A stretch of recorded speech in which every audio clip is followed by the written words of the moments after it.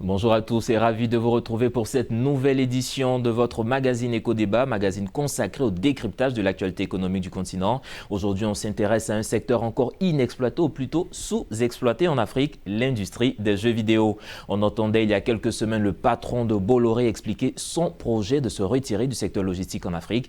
Il argumentait vouloir se renforcer au niveau du pôle communication et dans ce secteur, le groupe Bolloré est fortement impliqué dans l'industrie des jeux vidéo. Les jeux vidéo qui justement représentent une part de marché supérieure au cinéma et à la musique au plan mondial. Comment comprendre cette évolution que représente l'industrie des jeux vidéo en Afrique? Comment impulser une véritable dynamique à ce secteur et surtout, quel impact sur les économies locales du continent? On en parle avec nos invités autour de cette table. Siddiq Bakayoko, vous êtes le président directeur général de Paradise Game et promoteur du FEJA, le festival électronique et jeux d'Abidjan. Le principal festival en tout cas en Afrique de l'Ouest. Merci d'être avec nous. Merci. Et avec nous ici en studio, Monsieur Stéphane Ocho, vous êtes fondateur de Baraka Studio, concepteur de jeux vidéo. Exactement. Merci d'être avec nous. Alors, messieurs, d'entrée de jeu, on voit un peu cette part de marché que les jeux vidéo représentent en Afrique ces derniers temps. Que représentent véritablement les jeux vidéo? Alors, je pense qu'on peut le regarder de plusieurs manières. Quand on doit le regarder sur l'aspect financier, aujourd'hui, le jeu vidéo en Afrique représente à peine 1% sur les 100, 140, 150 milliards de dollars que représente cette industrie aujourd'hui. Parce qu'aujourd'hui, c'est difficile de monétiser le jeu vidéo en Afrique, c'est difficile de le commercialiser, il y a encore un certain nombre de barrières, mais voilà, qui on l'espère, vont sauter. Par contre, quand on le regarde de l'autre côté, sur le point de vue de l'apport culturel, que ce soit sur le dynamisme du secteur, il y a une réelle transformation. Il faut considérer qu'aujourd'hui, en Afrique, on a plus de 200 millions de personnes qui jouent aux jeux vidéo, notamment des gens qui jouent principalement sur le mobile. Et aujourd'hui, vous avez environ entre 200 et 300 studios qui travaillent dessus. Quand je dis studio, je vois de façon large, c'est-à-dire des personnes qui sont établies en tant qu'entreprise et d'autres qui travaillent un peu en indépendant. Donc, il y a énormément de dynamisme et de choses qui sont en train d'arriver sur le secteur. Et je pense que d'ici quelques années, on va pouvoir basculer dans une autre catégorie et commencer à générer des revenus et apporter de la croissance et des emplois au niveau du continent africain. Alors de tous ces chiffres, j'en ai entendu un qui retient mon attention, 1% de cette part de marché. On reviendra, vous allez nous expliquer pourquoi 1% quand on sait tout le potentiel que représente l'Afrique. Mais vous êtes promoteur, vous êtes concepteur de jeux vidéo. Alors comment est-ce que vous arrivez à la conception de jeux vidéo? Pourquoi vous lancez dans ce secteur? Ok, déjà, il faut dire que depuis petit, j'aimais les jeux vidéo et aussi j'ai vu le réel impact économique. Vous voyez, les jeux vidéo, c'est l'industrie qui gagne beaucoup plus d'argent, l'industrie du divertissement. Donc, au-delà de jouer, au-delà de s'amuser, il y a un réel impact économique dans les jeux vidéo. Donc, depuis bientôt 6 ans, j'ai décidé alors de pouvoir être parmi les premiers dans mon pays. Et voilà, peut-être aussi être parmi les premiers en Afrique qui vont porter les jeux vidéo et qui vont faire naître cette économie-là. Alors, mais quand on parle d'impact économique, je prends l'exemple, vous par exemple, quand vous concevez un jeu vidéo, du contenu, combien de temps ça peut faire et comment vous arrivez à monétiser, à rentabiliser ce projet? Déjà, pour créer le projet, pour créer un jeu vidéo, tout dépend du jeu que vous voulez créer. Vous voulez créer peut-être un petit jeu qui peut faire juste 6 mois, vous pouvez faire aussi un jeu qui peut faire 3 ans, 5 ans, ça dépend de vous. Maintenant, au niveau de la monétisation, il y a plusieurs moyens. Il y a la publicité qui gagne beaucoup d'argent et puis on peut faire des jeux payants aussi. Et il y a maintenant ce qui marche beaucoup, les achats intégrés. Maintenant, les achats intégrés? Les achats intégrés, c'est-à-dire vous jouez un jeu vidéo, vous pouvez payer un personnage, vous pouvez payer une nouvelle arme si c'est un jeu de guerre. Voilà, c'est ça les achats intégrés. Et quand on regarde le marché africain, est-ce que ces jeunes, bon je ne peux pas dire ces jeunes parce que ce n'est pas que des jeunes qui sont en jeux vidéo, on a vu quand même aux éditions du FEJA. Alors, est-ce qu'il y a vraiment un engouement, un attrait pour ces aspects payants pour vous permettre de rentabiliser vos projets? Oui, bien sûr. Un moment, on avait fait une étude. L'étude s'était basée à Abidjan et à Dakar. L'étude a prouvé que les gens pourraient payer pour jouer des jeux vidéo. Et c'est que le moyen, en fait, avant, ce qui était compliqué, c'était le moyen de paiement. Et maintenant, de plus en plus, avec le mobile money, les moyens de paiement deviennent de plus en plus faciles, de plus en plus accessibles. Donc les gens peuvent payer pour jouer, il n'y a pas de problème. Alors moi, il y a une autre question qui me revient. On a parlé tout à l'heure des 1% de la part de marché, mais c'est de comprendre un peu cette évolution. Au-delà même du développement des contenus, des jeux vidéo, on voit cette population grandissante avec cet attrait pour les jeux vidéo. Qu'est-ce qui explique ce fait? Alors, il y a plusieurs facteurs. Il faut dire que de façon, quand on regarde à l'échelle mondiale aujourd'hui, vous avez le jeu vidéo qui se présente comme un nouveau type de divertissement.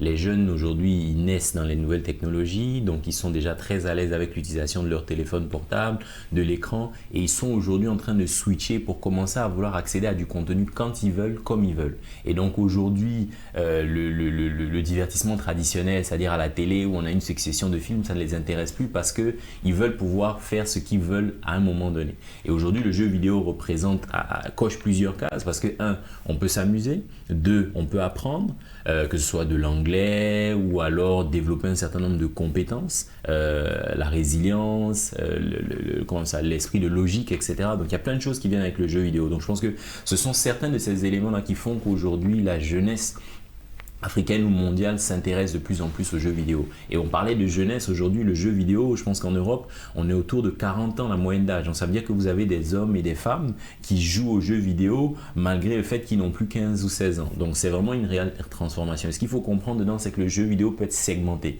Vous avez les hardcore gamers, ceux qu'on considérait historiquement comme les joueurs de jeux vidéo, c'est ceux qui sont passionnés, ceux qui jouent depuis longtemps et qui le jouent soit de façon professionnelle ou vraiment ils y mettent beaucoup de temps et d'énergie. Vous avez ceux qui sont un peu au milieu, donc qui aiment le jeu vidéo, qui sont passionnés et qui jouent régulièrement, mais qui ne sont pas aussi, j'ai envie de dire, aussi experts que la première catégorie. Après, maintenant, vous avez, j'ai envie de dire un peu le monsieur tout le monde qui joue aujourd'hui aux jeux vidéo sur son téléphone portable, à Candy Crush ou un jeu de cartes, qui joue parce qu'il a un peu de temps.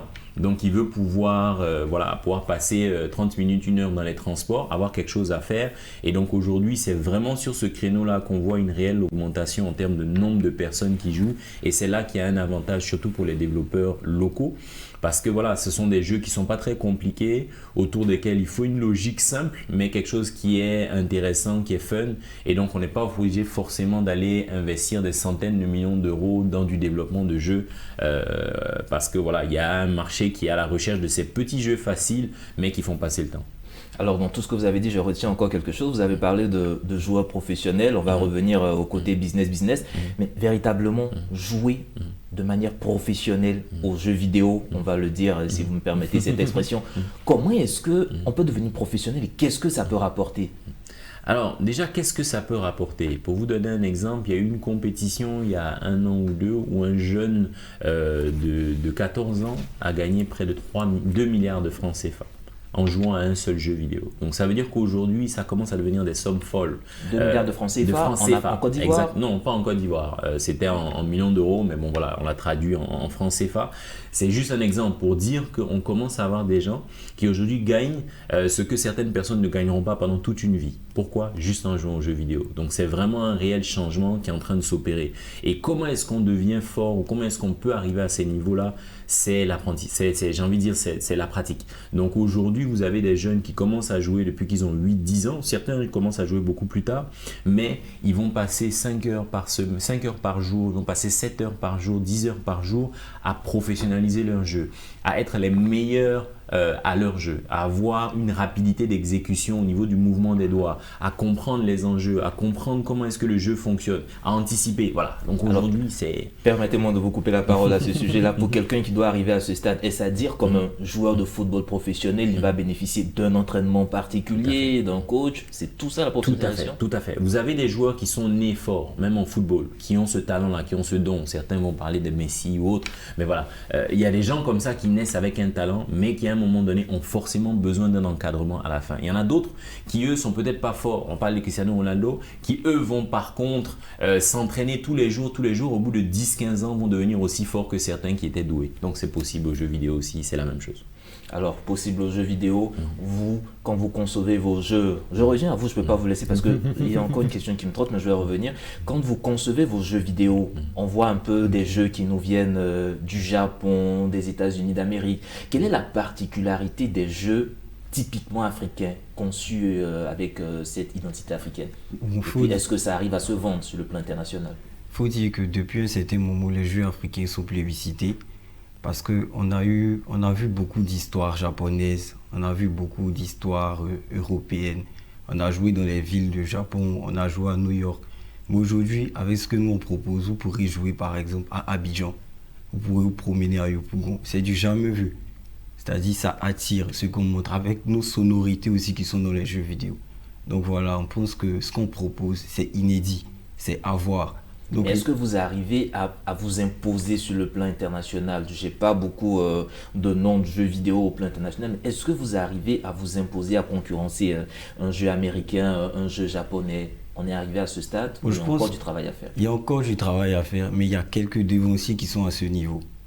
Donc voilà, il y a des devanciers au Cameroun par exemple qui sont à ce niveau, qui ont fait un jeu qui a marché plus à l'extérieur même qu'en Afrique. Donc voilà, les étrangers, ils ont vraiment apprécié ce jeu. Donc, si vous me permettez, ce jeu qui a fait en tout cas tâche donc au Cameroun et Mehdi 1, on a même parlé, qui s'appelle Orion, je crois. C'était fait par la structure Cairo Game. Cairo Game, c'est ça. Exactement. Au-delà de ces success stories, on va le dire, qui sont là, pêle-mêle, assez disséminés, est-ce que dans ce business, vous arrivez facilement à lever des fonds? Parce que quand on regarde un peu comment c'est développé aux États-Unis, en Asie, il y a quand même des levées de fonds puissantes pour pouvoir monter ces projets et puis se vendre sur le plan international. Vous arrivez à lever des fonds facilement? Bon, je pense que pour lever des fonds, déjà, il faudrait un produit qui est assez intéressant. Donc voilà, une fois que vous réussissez à faire un produit qui se vend, qui fait parler déjà de lui à l'extérieur, par exemple, il n'y a pas de problème. Il y a des plateformes de financement que nos devanciers aussi, comme je le disais, ont suivi. On sait qu'une fois qu'on fait sortir un jeu à une telle dimension, qu'on va sur ces plateformes de financement, il n'y a pas de problème. Et il faudrait dire aussi que nous, on a un certain avantage. Les gens voient rarement des jeux africains. Donc, par exemple, si tu es sur une grande plateforme de financement, qu'on voit ton jeu africain, tout de suite, ça attire. Les gens, ils ont envie de venir voir qu'est-ce que c'est et tout. Et puis voilà, il n'y a pas de problème. Vous pouvez avoir un bon financement quand même. Un bon financement, vous êtes le PDG de Paradise Game. Paradise Game, on va dire quand même, vous exposez, vous mettez ces jeux-là à la disposition du grand public. Vous avez des produits africains, des jeux africains? Alors oui, nous on a pris l'angle de l'accompagnement, c'est-à-dire que pendant plusieurs années, il y a un grand événement à Paris qui s'appelle le Paris Games Week, au cours duquel on avait un stand. Le dernier il faisait 100 mètres carrés et on avait fait venir 15 studios de différents pays africains parce qu'on voulait mettre en valeur cette créativité africaine-là, on voulait montrer que c'était possible de faire du jeu vidéo malgré le fait qu'on était en Afrique. Et donc aujourd'hui, c'est quelque chose qui est en train de se développer. Maintenant, ce qu'il faut comprendre, c'est qu'aujourd'hui, comme il a dit, il y a effectivement un changement qui est en train de s'opérer. Les gens commencent à apprécier la diversité et recherchent comme ça ces jeux qui sortent un peu de l'ordinaire. Maintenant, il y a encore un travail à faire, il y a encore besoin de se professionnaliser, il y a encore besoin d'accompagnement pour pouvoir être plus visible et créer des jeux plus... Parce qu'une des réalités, c'est qu'il faut de l'argent pour le créer et ça reste encore un peu difficile de trouver du financement pour ces jeux-là. Mais ça commence à arriver. Là, il y a Ubisoft qui, a quelques mois, a lancé une initiative de coproduction avec des studios européens et africains où ils vont donner du seed funding à certains studios. Voilà, il commence à avoir des petites initiatives parce qu'on commence à réaliser que il y a des petites pépites. Il y a des gens qui ont des choses intéressantes à dire, il faut les accompagner, voir ce que ça donne. Il y a des petites pépites, mais vous-même, quand vous observez l'écosystème ou l'environnement, est-ce que les autorités, nos gouvernements africains ont un regard attentionné sur ce secteur ou c'est encore le petit enfant délaissé dans le business? J'ai envie de dire c'est le petit enfant encore délaissé et c'est un des combats pour certains des acteurs comme nous qui sont sur le marché depuis quelques années, c'est d'essayer de sensibiliser, d'essayer de faire passer l'information sur le fait que ça marche. Comme on dirait, c'est un peu le phénomène de l'œuf et de la poule. Tant qu'on n'a pas vu, on se dit mais est-ce que vraiment ça peut marcher? Mais si on n'a pas accompagné, comment est-ce que ça va se développer? Si partout ailleurs, quand on regarde des pays comme le Canada qui font 5 milliards de dollars juste sur le jeu vidéo, vous voyez l'impact que ça peut avoir sur un pays et sur son développement. Donc je pense que ça va venir, en tout cas on l'espère, mais il y a encore beaucoup de travail à faire. On voit que certains pays commencent à se lancer, l'Afrique du Sud commence à faire des choses, les pays du Maghreb commencent à être un peu actifs ou du moins à regarder, surtout la pratique compétitive. Mais on espère vraiment qu'on va avoir un certain nombre de dirigeants qui vont, j'ai envie de dire, prendre le pas et tenter et espérer que voilà, ça puisse créer une émulation pour les jeunes qui arrivent et qui ont besoin d'emploi et qui cherchent des opportunités. Alors une question un peu d'éthique, parce qu'on a, en tout cas depuis tout petit, on nous disait les jeux vidéo, ne soyez pas accro aux jeux vidéo, c'est vecteur de violence, c'est vecteur de perversité. Nos jeux vidéo ou les jeux vidéo africains que vous essayez de promouvoir, que vous concevez, est-ce qu'il y a ce côté éthique que vous travaillez aussi pour protéger la jeunesse, l'environnement? Bien sûr. Par exemple, il y a un jeu qu'on est en train de développer actuellement, c'est un open world. C'est-à-dire, c'est un jeu où vous vous promenez dans une ville. Bon, le jeu se déroule à Yopougon. Vous vous promenez à Yopougon, vous voyez les quartiers que vous connaissez, tout. Vous pouvez vous faire des petits métiers. Alors, juste pour préciser, Yopougon, c'est la plus grande commune de Côte d'Ivoire, on va le dire. C'est à Abidjan, la plus grande commune de Côte d'Ivoire. Voilà, donc quand les gens ont vu, j'ai partagé des images sur les réseaux sociaux, donc ça a fait un buzz un moment. Les gens ont partagé, ils ont posé des questions, ils ont dit, mais attends, ton jeu, ça ressemble à tel jeu, est-ce qu'il y aura de la violence dedans? J'ai dit non, il n'y a pas de problème. Nous, on adapte en fait. On voit nos réalités. Par exemple, vous ne pouvez pas faire un jeu à Abidjan où le gars se promène et puis il tue des gens. C'est pas possible. Nos jeux, on montre nos réalités, on montre ce qu'on vit ici. On essaie d'éduquer aussi parce qu'on comprend ce que le public veut.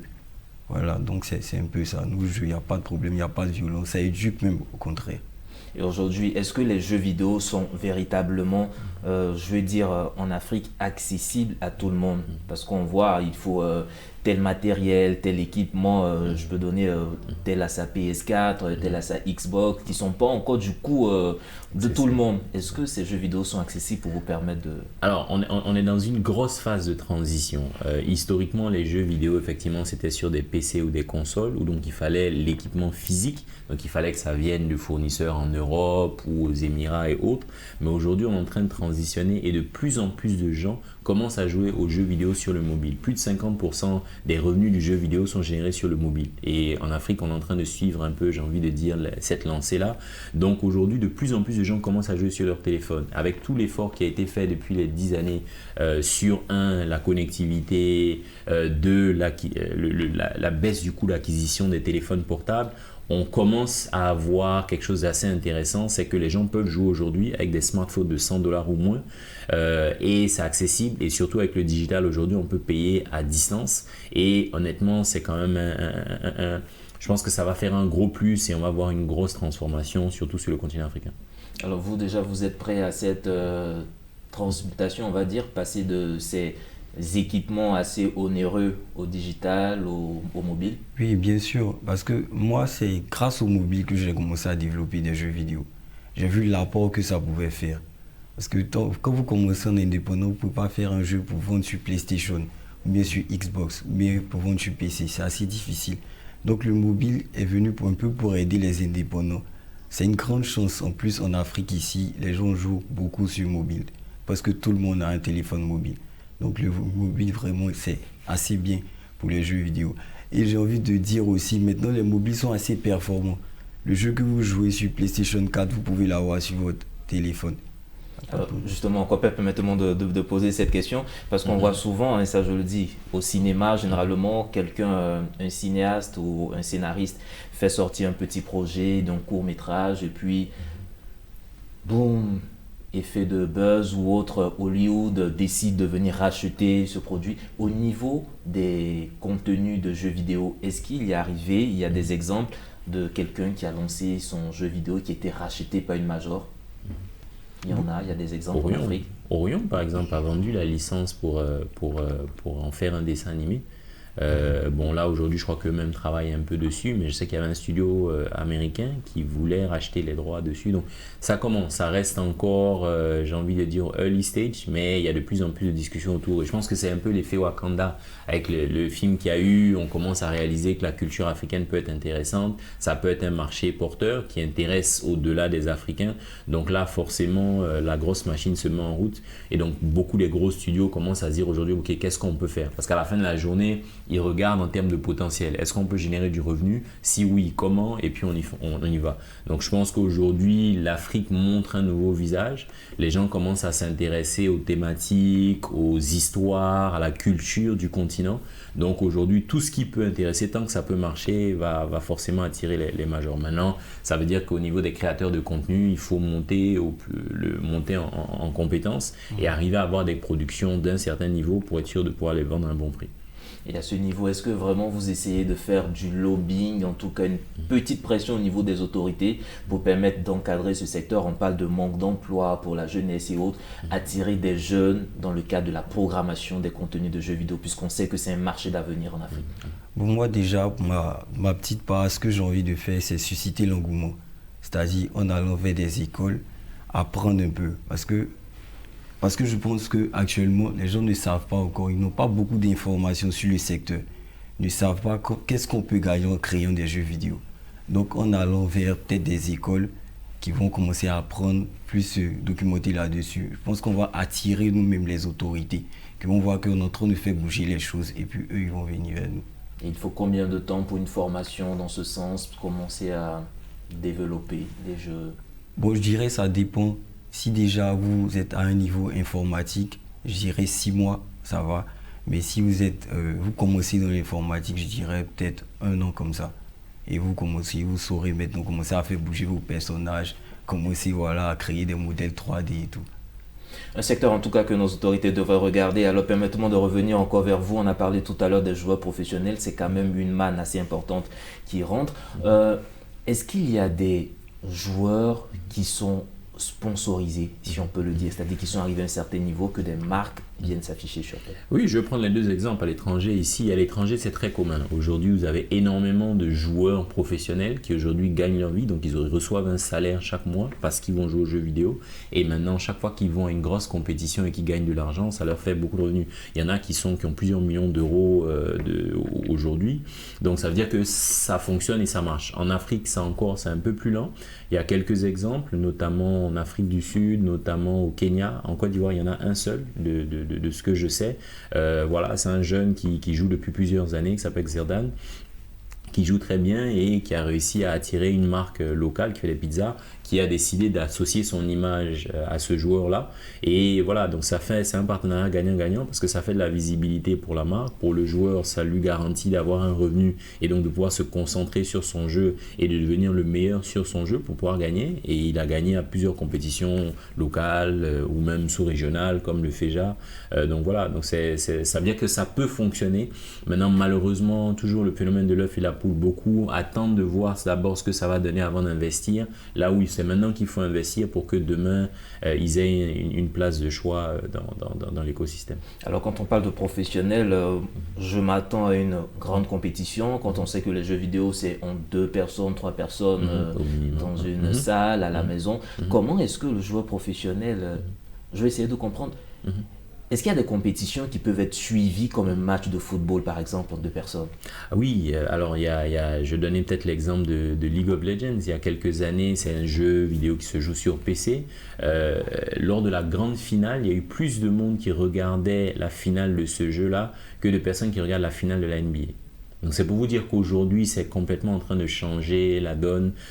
Tout est en train de basculer. Je pense que ça va arriver sur le continent africain. L'un des gros problèmes qu'on a chez nous ici, c'est l'accessibilité, donc notamment le problème de connexion Internet et de coût. Parce que voilà, à l'étranger, tout ça, les connexions à la maison sont quasiment illimitées. Enfin, sont illimitées et sont à des débits incroyables. Donc ça fait que tout le monde peut se connecter de n'importe où et n'importe quand. Là où ici, ça reste encore un peu compliqué. Mais bon, on espère qu'avec l'avènement de la 5G et autres, ça va permettre d'avoir des débits intéressants et que les coûts vont baisser pour permettre à ces jeunes-là de pouvoir se connecter. Parce qu'aujourd'hui, il y a toute une nouvelle économie qui est en train de se créer autour de ce qu'on appelle le streaming, où aujourd'hui, vous avez des professionnels qui jouent aux jeux vidéo et ces jeux-là sont diffusés sur Internet et maintenant, vous avez une audience qui regarde comme il aurait regardé à la télé. Alors, j'aimerais revenir encore vers vous. On a parlé de comment rentabiliser, mais je veux dire, pour pouvoir payer ces jeux en ligne ou certains aspects de ce jeu, des personnages, des outils et autres, est-ce que le dispositif, on a parlé tout à l'heure du problème de la connectivité, est-ce que le dispositif pour les paiements sont faciles? quand on sait que beaucoup n'ont pas de carte bancaire en tout griffe? Est-ce que c'est facile? Oui, de plus en plus, les paiements sont devenus plus faciles. Il y a ce qu'on appelle des API qui ont été développés pour nous permettre. Des API qui ont été développés pour nous permettre d'intégrer les paiements. Donc je dirais, moi, ce que je voudrais faire dans mes jeux, c'est mettre les paiements par mobile money. Donc voilà, on dispose déjà des paiements, des API de mobile money. Lorsqu'on les fera intégrer dans notre jeu vidéo, ça sera facile. Tu joues sur ton téléphone, tu as envie de payer un nouveau personnage rapidement sur ton mobile money. Tu enlèves la somme vite fait et ça passe. Au-delà de ça, est-ce que les mêmes jeux que vous faites ici sont accessibles en France, en Chine, pour quelqu'un qui n'a pas de mobile money là-bas? Comment il fait pour... Ok, voilà. Au-delà des mobile money, il y a les autres paiements aussi. PayPal par exemple qu'on met dans nos jeux. Ça aussi, les API sont disponibles. C'est plus simple à intégrer même que les API de mobile money. Donc c'est-à-dire, les joueurs de l'étranger pourront payer par carte Visa par exemple, et les joueurs qui jouent en Côte d'Ivoire s'ils veulent par carte Visa ou par mobile money. Ok, et on sait qu'avec vous aussi, on a ce fameux FEJA, ce fameux festival. Alors, je ne peux pas vous demander qu'est-ce qui a motivé en tout cas ce festival quand on entend tout ce qu'on vient d'entendre. On se dit, il y a du potentiel, il y a des opportunités. Quels sont vos grands challenges, vos perspectives à travers ce festival? Alors, l'idée avec ce festival, c'est vraiment, je pense, d'une certaine manière de sensibiliser. Donc, les challenges pour nous, c'est effectivement d'avoir de plus en plus de personnes qui viennent, de réussir à toucher un certain nombre d'acteurs internationaux, parce qu'on veut que ce soit vraiment une plateforme d'échange, d'interaction, de business pour les acteurs du secteur du jeu vidéo. Donc, il faut pouvoir mettre en lien les acteurs locaux et les acteurs internationaux. Donc beaucoup de challenges parce que voilà, il y a quelques années, quand on allait discuter avec certains de ces majors, on ne faisait même pas partie de leur projet sur les 5 prochaines années. Donc on nous regardait un peu en disant, bon, tu es bien gentil, mais attends un peu. Aujourd'hui, on voit que ça a changé, ils commencent à écouter, ils commencent à poser des questions. Donc ça veut dire que c'est en train de venir. On a même eu la chance, il y a 2 ans, d'avoir l'accompagnement de Ubisoft, l'accompagnement de Bandai Namco. Donc ça veut dire que certains de ces acteurs-là commencent à réaliser que le continent africain a du potentiel et cherchent certains partenaires locaux avec qui ils peuvent travailler. Donc on a eu la chance, nous, voilà, d'avoir roulé notre boss depuis 2017. Donc on essaye vraiment de pouvoir pousser et continuer. On espère que le FEJA, voilà, s'implantera comme cette plateforme majeure qui permet à tout le monde de se retrouver, de se réunir et voilà, qui permettra à des joueurs d'émerger. Et on espère surtout que l'industrie des jeux vidéo en Afrique sera regardée avec un œil beaucoup plus bienveillant par nos autorités, parce qu'on sait que sur le plan mondial, c'est environ 200 millions de personnes actives dans ce secteur et 200 milliards de dollars en fin 2021. Un gros potentiel sur lequel l'Afrique peut miser. Messieurs, merci encore pour vos contributions. Je rappelle que nous étions avec M. Sidik Bakayoko, PDG de Paradise Game et promoteur du FEJA. Et avec nous ici en studio, M. Stéphane Ocho, fondateur de Baraka Studio, concepteur de jeux vidéo. Merci pour vos éclairages. Merci. Mesdames et messieurs, c'est ici que se referme cette émission Éco-Débat consacrée à l'actualité économique sur le continent. On parlait de l'industrie des jeux vidéo. Agréable suite au programme. À très bientôt.